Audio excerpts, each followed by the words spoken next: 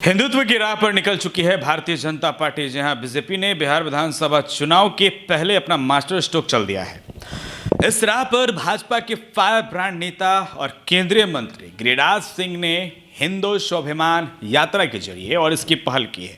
तो वहीं भाजपा के विधायक हरिभूषण ठाकुर बचौल ने सीमांचल को केंद्र शासित प्रदेश की मांग कर हिंदुत्व की ओर एक कदम और बढ़ा दिया है। हालांकि यह मांग कोई नई नहीं है, इसके पहले भी सीमांचल को केंद्र शासित राज्य बनाने की मांग उठती रही है। पर वर्तमान के परिप्रेक्ष्य में भाजपा के विधायक हरिभूषण ठाकुर बचौल ने एक बार फिर चर्चा कर बिहार की राजनीति में भूचाल ला दिया है। भाजपा के विधायक हरिभूषण ठाकुर बचौल ने सीमांचल के इलाके में हिंदुओं को अल्पसंख्यक हो रहे मुद्दे को उठाते हुए केंद्र सरकार से किशनगंज, अररिया, कटिहार और पूर्णिया के साथ बंगाल के कुछ जिलों को शामिल कर केंद्र शासित प्रदेश बनाने की मांग कर दी है। दोस्तों, वजह बताते हुए उन्होंने बचौल ने कहा है कि बिहार के 4 जिलों में बांग्लादेशी घुसपैठियों के कारण हिंदू अल्पसंख्यक हो गए हैं।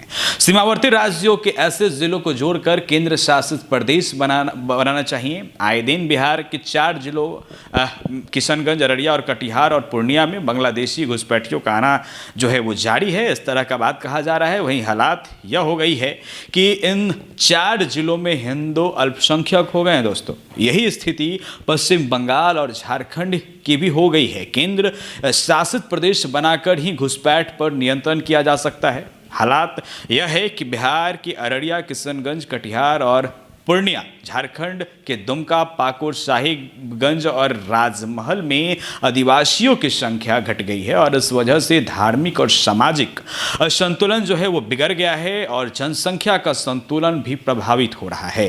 ध्यान यह रखना होगा कि जहां जहां हिंदुओं की संख्या जो है कम हुई है, वहां विभाजन की मांग उठने लगी है और वह हिस्सा देश से भी कट जाता है। एक समय आएगा जब वह भारत से अलग होने की मांग करने लगेंगे। हालांकि हरिभूषण ठाकुर बचौल से पहले भाजपा के सांसद रहे निशिकांत दुबे ने यह मांग रखी थी और उनकी मांग में बिहार, झारखंड और पश्चिम बंगाल के कुछ इलाकों को मिलाकर एक केंद्र शासित प्रदेश बनाना था। और इस मुद्दे को लोकसभा में उठाते हुए उन्होंने कहा था कि झारखंड के संथाल परगना रीजन में बांग्लादेशी घुसपैठियों के कारण आदिवासियों की आबादी जो है वो घट रही है और पश्चिम बंगाल के मालदा और मुर्शिदाबाद, बिहार के अररिया, किशनगंज और कटिहार और झारखंड के संथाल परगना रीजन के 6 जिले गोड्डा, देवघर, दुमका, जामताड़ा, साहिबगंज और पाकुड़ को शामिल कर केंद्र शासित प्रदेश बनाना ही इस समस्या का निदान है। अगर ऐसा नहीं हुआ तो हिंदू एक दिन अल्पसंख्यक हो जाएंगे, तब फिर यहाँ से अलगाववादी तत्व सक्रिय होकर भारत से ही अलग होने की मांग करने लगेंगे। सदन को जानकारी देते निशिकांत दुबे ने सदन को इस बात से अवगत कराया कि 2000 में जब बिहार से अलग होकर झारखंड बना था, तब संथाल परगना रीजन में 36% जो आबादी आदिवासियों की थी, जो अब घटकर 26% हो गई है। उन्होंने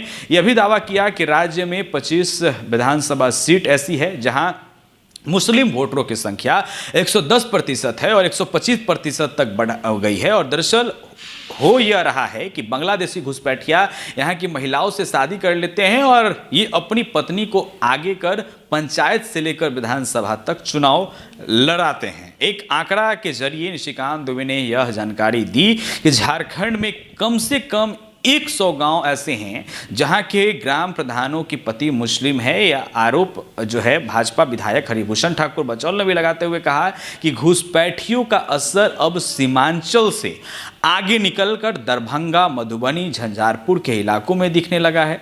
बड़े पैमाने पर ये लोग गरीब हिंदुओं से शादी कर रहे हैं और अपनी पत्नियों को चुनाव में उतारकर स्थानीय लोगों को परास्त कर अपने उद्देश्य को आगे बढ़ा रहे हैं। यह यहाँ का मूल निवासियों के लिए खतरे की घंटी भी है। बिहार में अचानक से उठे हिंदुत्व की लहर को लेकर जेडीयू के सेकुलर चरित्र आलोचना के दायरे में आ गया है। हालांकि जदयू के राष्ट्रीय प्रवक्ता जो है राजीव रंजन ने कुछ राज्यों के कई जिलों को मिलाकर केंद्र शासित प्रदेश बनाने की मांग जो है को बेहद अव्यवहारिक, बचकाना अज्ञानता, पूर्ण के साथ साथ तनाव बढ़ाने वाला बयान कहा है।